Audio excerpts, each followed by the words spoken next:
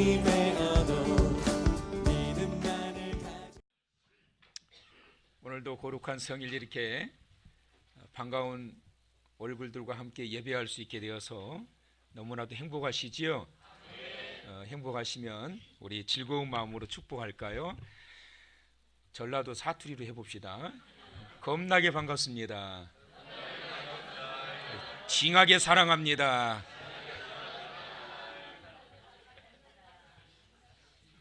전라도 사투리가 참 좋은 것 같아요. 겁나게 하면 엄청 사랑한다는 거예요. 겁나게 반갑습니다. 우리 강기훈 장로님한테 한번 해보라 하시면 잘하실 건데 징하게 사랑합니다. 오늘 이 아침 하늘의 크신 은혜가 이 자리에 함께 하신 성도 여러분에게 가득 임하는 축복의 이 시간 되시길 주님의 이름으로 축원합니다. 오늘은 이제 우리가 또 다니엘서의 말씀을 보시게 될 건데요. 위기의 대처와 돌파 능력이라는 제목으로 아마 이제 이번 주와 다음 주 두 주간에 걸쳐 가지고 6장의 말씀을 보시게 될 겁니다. 자, 제목 한번 읽어보시지요. 시작. 요즘 한반도에 해빙기가 찾아온 것 같아서 참 기대와 설레임이 큽니다. 물론 경계와 우려의 목소리도 많이 이곳저곳에서 나오고 있는데요. 그러나 경계는 늦추지 말되 기대와 설레임을 가지고 기도하는 우리 성도님들이 되셨으면 좋겠습니다. 굳이 가능성 있는 일들을 부정적으로 생각하면서 재뿌릴 필요가 없지 않겠습니까? 할 수 있으면 해야 됩니다. 될 수 있으면 되도록 함께 노력해야 합니다. 때로는 한반도의 전쟁 일촉즉발의 위기 상황도 있었지만 이렇게 한반도의 긴장이 완화되어서 통일을 함께 생각할 수 있는 해빙기가 돌아온다는 것은 고무적인 일입니다. 함께 기도하면서 이 위기를, 한반도의 위기를 극복하고 통일의 그날을 바라볼 수 있는 사랑하는 성도 여러분 다 될 수 있기를 바랍니다. 살다 보면 누구에게나 좋은 일들이 생길 때가 있지만 그러나 항상 좋은 일만 있는 것은 아니지요. 위기가 반드시 옵니다. 위기를 만났다가도 순풍을 만나 오히려 또 전화위복을 경험하기도 합니다. 위기의 때는 생각지도 못했던 순간에 어느 누구에게든지 다 찾아옵니다. 어떤 분이 자신의 당했던 그 슬픔을 이렇게 고백하더라고요. 다른 사람의 일인 줄 알았는데, 다른 나라의 일인 줄 알았는데 이 일이 나에게 다가오다니. 그러면서 슬퍼하는 모습을 보았습니다. 누구에게나 행복과 불행은 찾아오고 또 갔다가도 다시 오기도 합니다. 행복을 원한다고 다 행복해지는 거 아니에요. 불행한 일과 위기의 순간은 누구에게든지 예외가 없어요. 그런데 중요한 것은 뭐냐? 누구에게나 언제든지 찾아오는 이 위기를 어떻게 대처하고 돌파해 가느냐라고 하는 것이 관건입니다. 다니엘은 유다 민족이 아주 위태한 상황 가운데 소위 잘 나가던 사람이었습니다. 여호야김 시대, 여호야김은 요시야 왕, 유명한 종교 개혁자지요. 유명한 이 종교 개혁을 일으켰던 요시야 왕의 아들이었던 여호야김 시대로부터 유다 민족이 급격하게 몰락하기 시작합니다. 여호야김이 통치하고 있던 그 시대에 여러분들 잘 아시던 바벨론의 느부갓네살 이 왕이 예루살렘을 공격하게 돼요. 그렇게 해가지고 그 나라가 그때로부터 기울어지기 시작하면서 바벨론에 의해 가지고 섭정을 당하기 시작하는데 그때 머리 좋은 사람을 뽑아가지고 바벨론으로 데려갔는데 그때 데려갔던 사람 중에 한 사람이 누구냐면 다니엘이라고 하는 그 사람입니다. 다니엘을 바로 이 느부갓네살이 자신의 왕궁으로 데려가게 됩니다. 그때로부터 다니엘은 바로 바벨론이 제국으로 있을 그 당시 바로 이 느부갓네살 왕과 그리고 우리가 지난 시간에 봤던 벨사살 왕 그리고 이제 정권이 이양이 되어져서 바벨론 시대가 끝나고 메대와 바사 시대가 되어서 왕이 등장되는 최초의 왕 바로 다리오라고 하는 이 왕 밑에서도 이 다니엘은 왕성하게 활동합니다. 도대체 이 다니엘은 이 나라의 위기 가운데 얼마나 잘 나갔길래 소위 잘 나가는 사람이었다라고 말하고 있는가? 6장 1절과 2절의 말씀을 보시면 이런 말씀이 나오지요. 다리오가 자기의 뜻대로 고관 120명을 세워 전국을 통치하게 하고 또 그들 위에 총리 셋을 두었으니 다니엘이 그 중에 하나이라. 이는 고관들로 총리에게 자기의 직무를 보고하게 하여 왕에게 손해가 없게 하려 함이었더라. 자, 보세요 여러분, 이 다리오가 이 120명의 고관들을 세웠는데, 그 고관이라고 하면 직급이 어느 정도 되느냐 하면 도지사급 정도는 아니지만 이 시장급 정도 되는, 또 구청장급 정도 되는 그러한 위치예요. 그러니까 시장이나 구청장 정도의 급이 되는 이 120명의 이 고관들을 다스리고 통제하고 통치할 수 있는 총리를 셋을 세웠는데, 그 중에 한 총리가 바로 다니엘이었다는 거예요. 그래서 이 세 사람의 총리가 120명의 고관을 다스리면서 세 총리를 통해 가지고 왕에게 보고 체계를 이룰 수 있도록 하기 위해서 세우게 된 것이죠. 자, 그렇다면 우리가 이제 다리오에 대해서 한번 좀 살펴볼 건데요. 다리오가 도대체 누구인가? 다리오는 바벨론을 정복했던 그 왕이 바사 제국의 누구입니까? 고레스라고 하는 왕이지요. 성경에 고레스라고 하는 이 왕이 이 신흥 제국이에요. 신흥 제국이 등장하게 되면서 당시 엄청난 제국이었던 이 바벨론을 정복을 해버리게 됩니다. 그때의 이 고레스가 바벨론을 정복할 때 그 밑에 여러 많은 장군들이 있었는데, 그 중에 가장 큰 공을 냈고 가장 잘 싸웠던 그러한 왕이 그 대장 장군이 있었는데, 그 장군이 누구냐면 메대 출신의 이 다리오라고 하는 장군이었어요.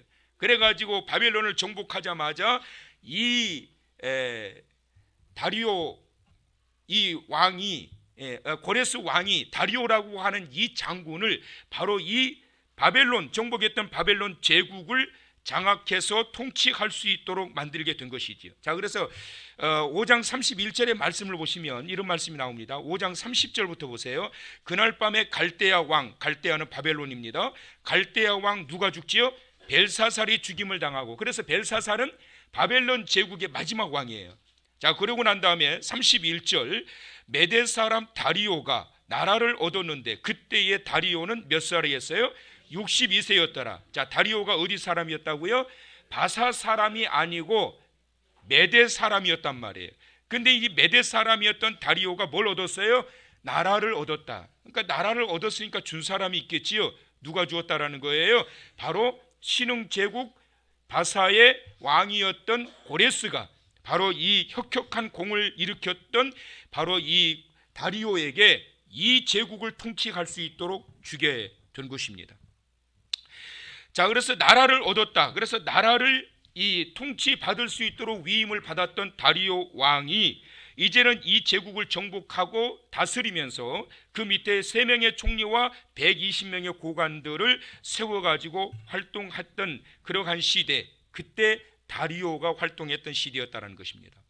자, 본문의 말씀에서 이제 이번 주와 다음 주에 4가지를 우리가 이제 살펴보게 될 겁니다. 첫째는 뭐냐면 다니엘에게 위기가 왜 왔는가? 둘째, 그 위기는 도대체 무엇이었는가? 그리고 셋째는 그 위기는 어떻게 돌파해 나가는가? 그리고 네 번째는 그 위기가 생겼을 때 하나님은 다니엘에게 어떻게 하셨는가? 라고 하는 이 부분으로 우리가 말씀을 살펴보게 될 것입니다. 첫째로 다니엘의 위기는 언제 찾아왔는가? 따라서 하실까요? 가장 잘 나갈 때. 네. 언제 위기가 왔다고요? 가장 잘 나갈 때 위기가 왔어요. 성도 여러분, 잘 나갈 때 조심해야 돼요. 요즘 우리나라에 잘 나가던 사람들이 추풍낙엽처럼 막 떨어지는 것들을 보게 됩니다. 가장 큰 위기는 일이 잘 안 될 때 찾아오는 게 아니에요. 가장 큰 위기는 실패했을 때 찾아오는 게 아니에요. 가장 큰 위기는 약해 있을 때 찾아오는 게 아니에요. 가장 큰 위기는 진짜 잘 나가는 그때에 위기가 오는 거예요. 그래서 여러분, 바울이 뭐라고 그랬어요? 그런즉 선줄로 생각할 때에 넘어질까 조심하라고 그랬단 말이에요. 잘 나가다가 무너지는 사람들이 얼마나 많은지 몰라요. 섰다가 생각할 때 교만이 들어와서 무너지는 사람 얼마나 많은지 몰라요. 섰다가 생각할 때 긴장이 풀어져 가지고 얼마나 무너지는 사람 많은지 몰라요. 섰다고 생각할 때 정말 놓쳐서는 안 될 그것을 놓쳐버리고 내던져버리고 그러고 난 이후에 무너지는 사람들이 얼마나 많이 있는지 몰라요. 당시 총리의 자리는 왕 다음에 막강한 권력을 가진 자리인데 특별히 다니엘은 120명이나 되는 이 고관들을 지휘하면서 전국을 통치하는 총책을 맡기려고 다리오가 계획하고 있는 걸 보게 됩니다. 자, 3절 다 같이 읽어보실까요? 시작. 다니엘은 마음이 민첩하여 총리들과 고관들 위에 뛰어남으로 왕이 그를 세워 전국을 다스리게 하고자 한지라. 자, 여기 보니까 말이에요. 다니엘은 마음이 어떻게 했다고 그랬어요? 민첩했다고 그랬어요. 그래서 총리들과 고관들 위에 가장 뛰어났기 때문에 왕이 어떻게 하려고요? 그를 세워 전국을 다스리게 하고자 한지라. 그러니까 아직 시작은 안 됐어요. 이 왕의 생각이에요.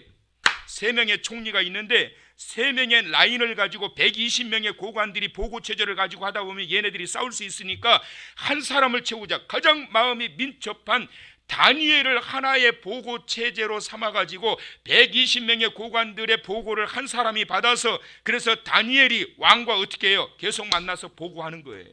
그러니까 왕의 최측근에 세워지게 되는 중차대한 그러한 자리였습니다.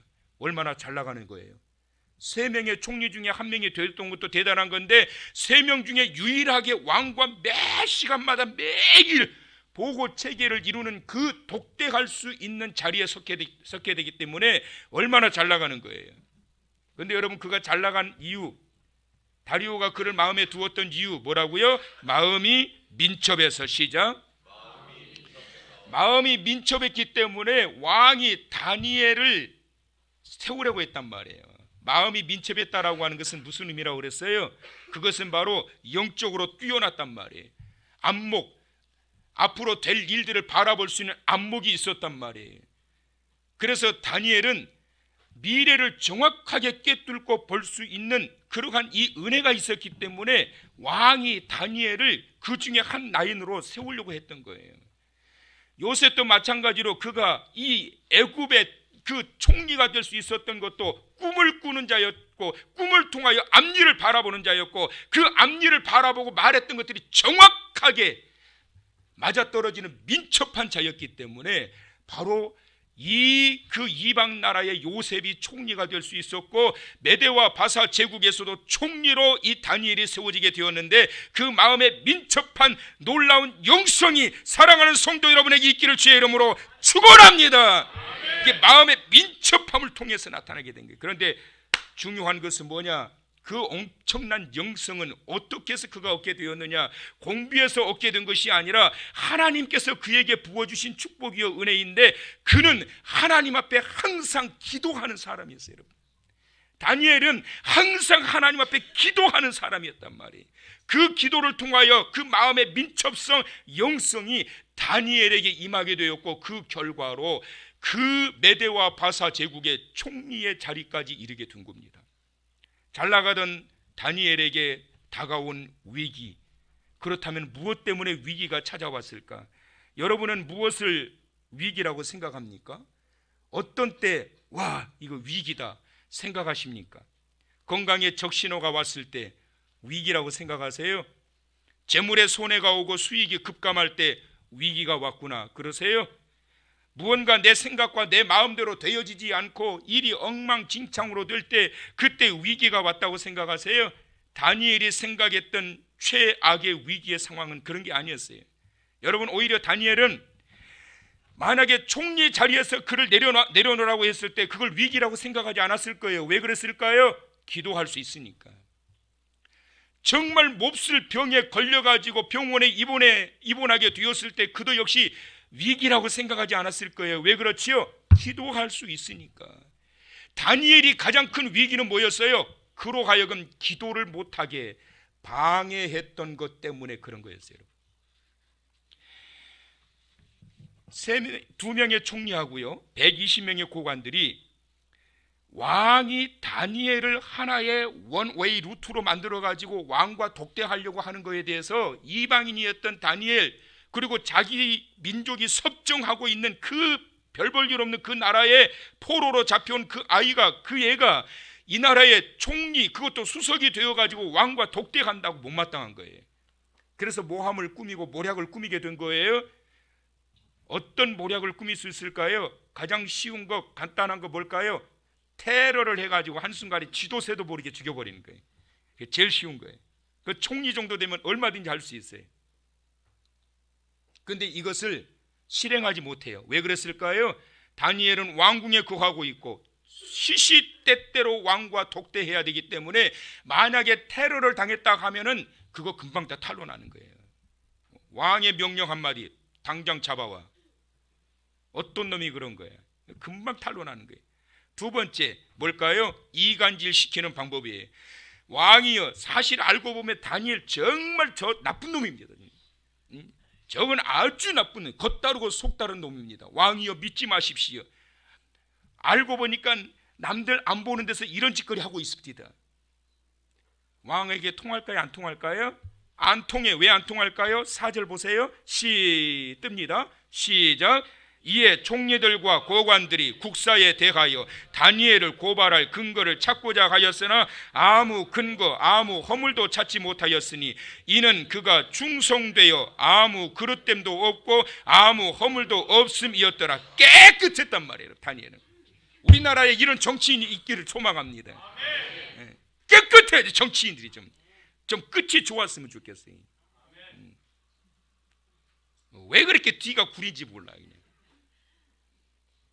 주여, 다니엘과 같은 정치인, 느헤미야와 같은 정치인, 깨끗한 정치인, 아무리 찾으려고 해도 아무 허물도 찾지 못하겠고 아무 근거도 찾을 수가 없으니까 이간질을 시킬래야 시킬 수가 없어요. 어떻게 이렇게 깨끗할 수 있을까? 따라서 합시다. 주여, 나도 이렇게 깨끗하기 원합니다. 원하시면 옆에 사람한테 당신도 그렇게 깨끗하기 원해요. 그러면 지저분하다는 거 뭐예요? 옆에 사람이. 당신이나 나나 정말 다니엘과 같이 이렇게 깨끗한 사람, 사탄 마귀가 이간질을 시키려고 하는데 도무지 이간질을 시킬 수가 없는 거예요. 하나님이 욥을 이간질을 시키려고 하는데 이간질을 시킬 수가 없는 거예요. 그러니까 취하는 방법 그거 전부 다 뺏어보세요. 자식들도 다 죽여버리고 재물 다 없애보세요. 그러면 하나님 나쁘다고 그럴 거예요. 천만의 말씀 여러분. 이 방법도, 그래서 이 총리들과 이 고관들이 이 방법도 포기한 거예요. 마지막 취했던 방법 세 번째 뭘까요? 그것은 다니엘이 가장 좋아했던 그것을 못하게 하는 거예요. 여러분, 별로 관심도 없었는데 못하게 하면 이상하게 하고 싶어집니다. 별로 하고 싶은 것도 아니고 관심도 없던 거예요. 그런데 철저하게 못하게 막잖아요.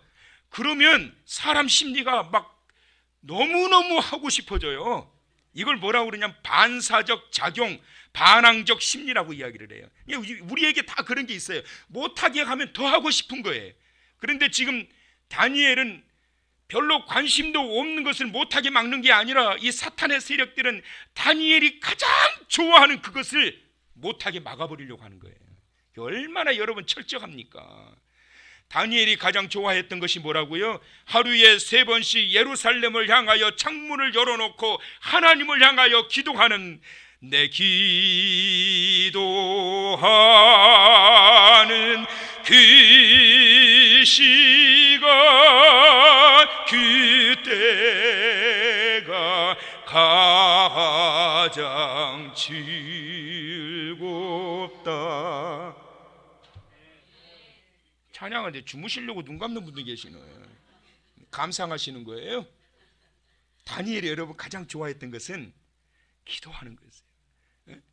그 높은 자리에서 총리로서 왕과 독대가면서 보고 라인을 가지고 이렇게 살아가는 것보다도 다니엘은 하루에 3번씩 정해진 시간에 예루살렘을 향하여 그 나라와 민족, 나는 비록 이 총리의 자리에 있지만 이 민족이 기울어져 가고 있고 이 민족이 이 나라에 의해 가지고 우리 민족이 섭정되어 가고 있고 우리 백성들은 정말 고통 가운데 있고, 그러면서 하나님이여 우리 민족을 다시 회복시켜 주시고 이 땅에서 하나님께서 세우신 이 총리의 자리 온전히 깨끗하게 바르게 감당할 수 있도록 주여 나를 붙들어 주시길 원합니다.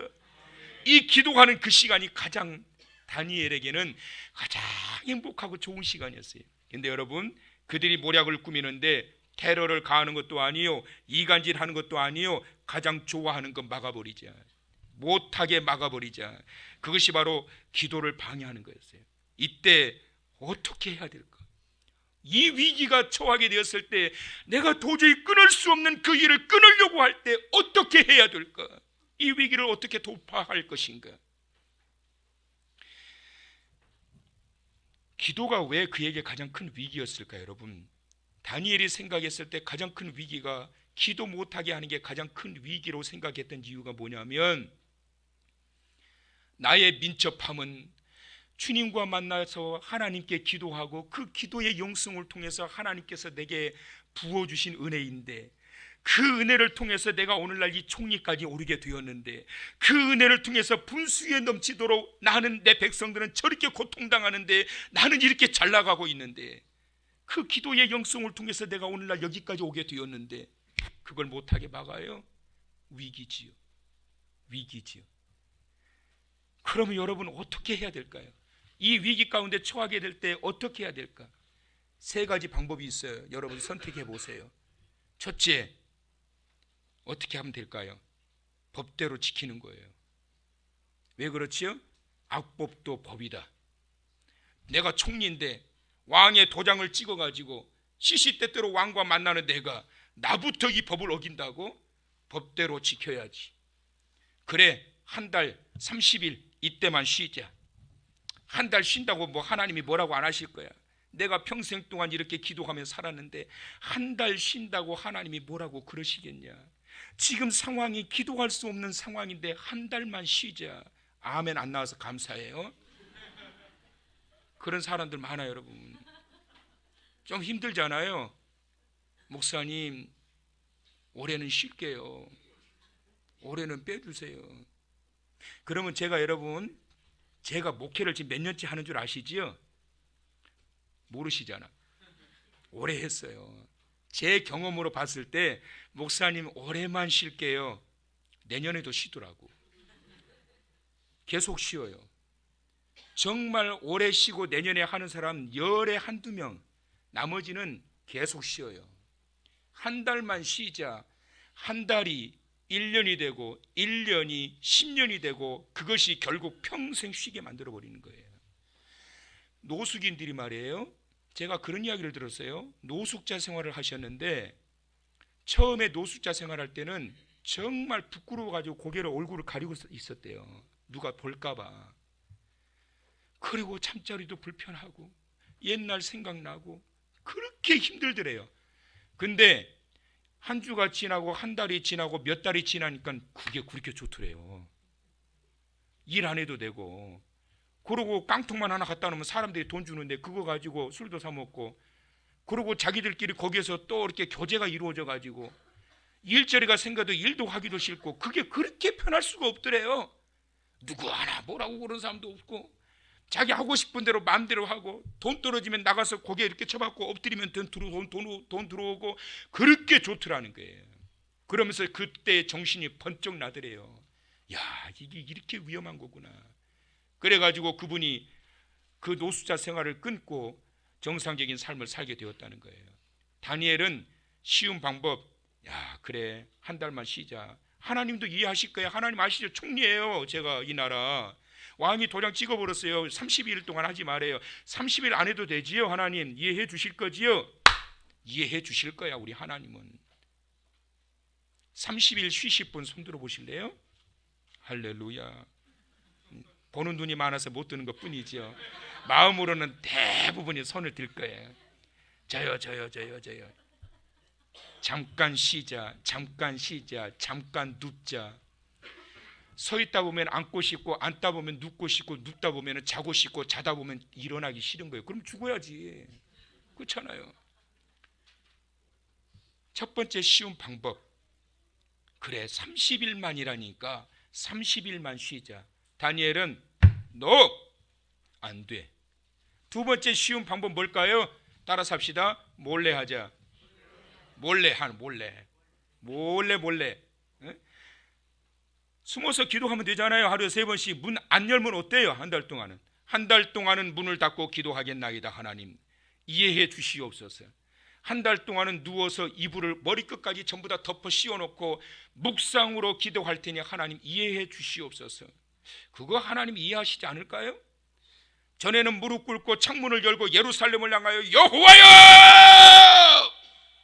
이제는 하나님 묵상으로 30일은 묵상 기도하는 날입니다. 법이 그렇게 생겼습니다.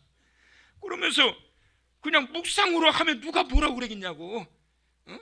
안 들리게 문 닫아놓고 문 걸어놓고 그러고 이불 덮고 누워서 자는 척하면서 속으로 기도하면 되잖아. 낮 시간에는 낮잠 자는 척 기도하고, 아침에는 늦잠 자는 척 기도하고, 저녁에는 일찍 자는 척 기도하고, 그렇게 3번 하면 되잖아. 그렇잖아요. 근데 다니엘은 이것도 no. 바울이 말했습니다. 나는 복음을 부끄러워하지 아니한다. 복음을 부끄러워하지 아니한다. 나를 구원하시고 내게 은혜를 베푸시고 나를 이 자리까지 인도하셨던 그 하나님 앞에 상황이 이렇게 되었다라고 타협하고 싶지 않다. 이것도 no. 그러면 3번째 마지막 하나 남은 건 뭐냐면 정면 돌파. 옆 사람한테 시작.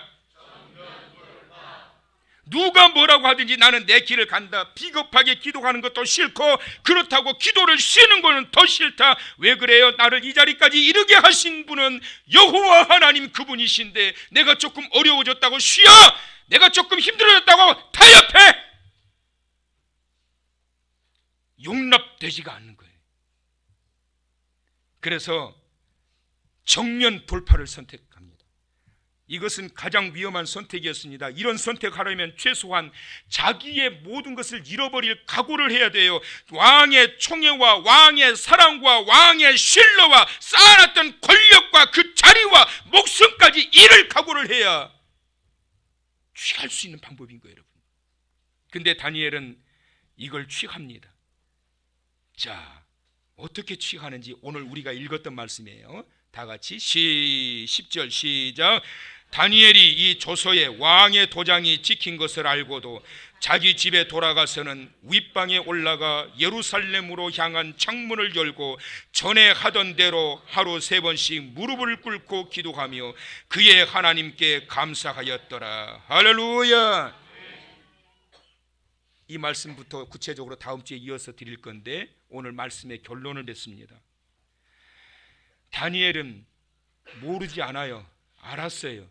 자기 혼자 왕따 시켜놓고 2명의 총리와 120명의 고관들이 작당을 해가지고 다니엘 총리 기도 못하게 만들어버리자. 왕 앞에까지 이 법 조항이 올라가는데 총리가 왜 모르겠습니까? 수시로 만나는데 다니엘 총리 이런 법안이 올라왔네. 아 그렇습니까 왕이요. 도장 찍어줘야 될 것 같은데 아 그렇습니까 왕이. 자 찍었네. 예 알겠습니다 왕이요. 그대로 일사천리로 다 진행이 되어버리는 거예요.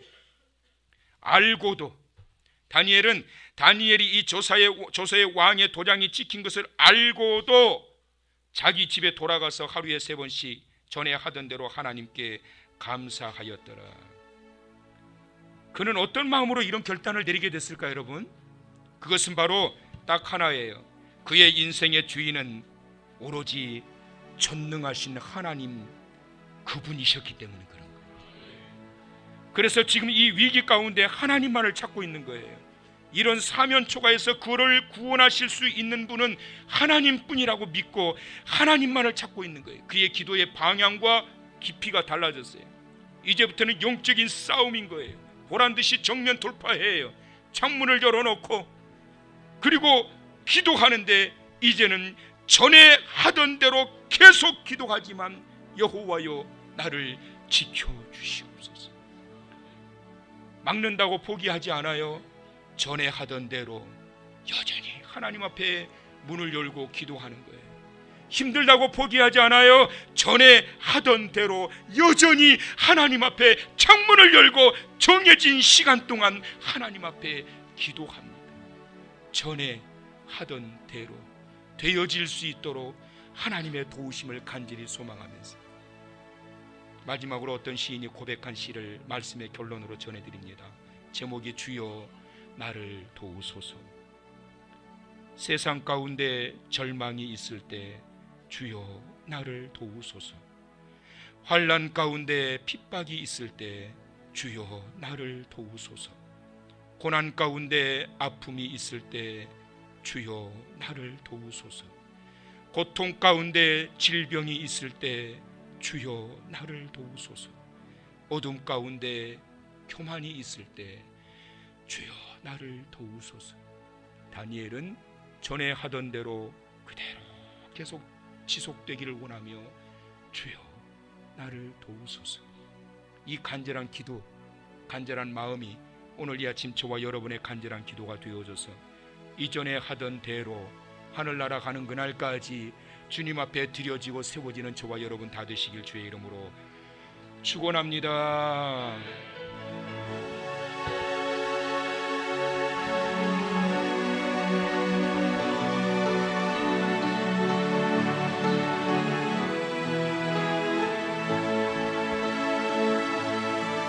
주께 가까이 나를 이끄소서. 간절히 주님만을 원합니다. 채워주소서. 주의 사랑에 진정한 찬양 드릴 수 있도록 다시 한번 고백할까요?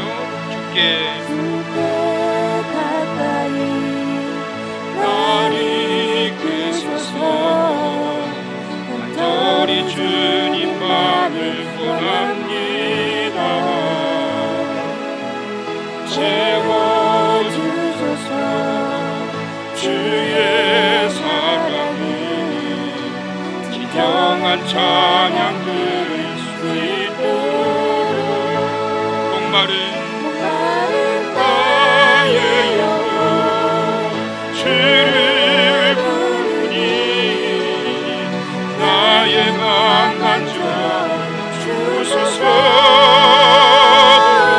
주님만을 원합니다.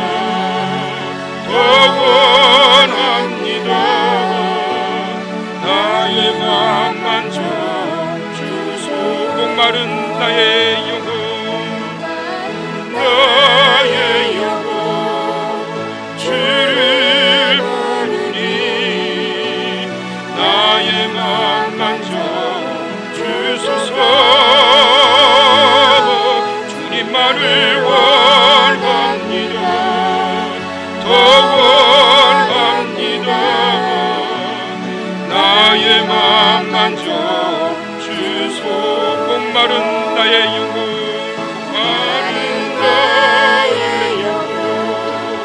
주를 부르니 나의 맘 만져 주소서. 주님만을 원합니다. 더 원합니다. 나의 맘 만져